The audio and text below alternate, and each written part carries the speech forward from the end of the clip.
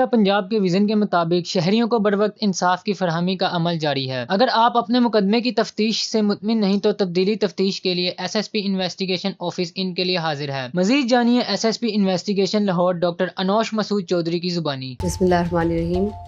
अक्सर लोग ये जानना चाहते हैं कि अगर उनकी तफ्तीश ठीक नहीं हो रही तो वो क्या करें, और उनसे तफ्तीशी कोऑपरेट नहीं कर रहा तो वो क्या करें। तफ्तीश में एक मुद्दई होता है और एक इल्ज़ाम अलय होता है। इल्ज़ाम अलय का मतलब ये नहीं कि वो मुजरिम हो गया है, मुजरिम के लिए उसको साबित करना पड़ता है कि क्या उसने जुर्म किया है।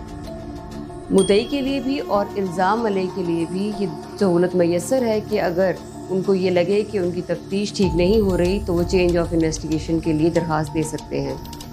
SSP इन्वेस्टिगेशन का ऑफिस उनके लिए हाजिर है।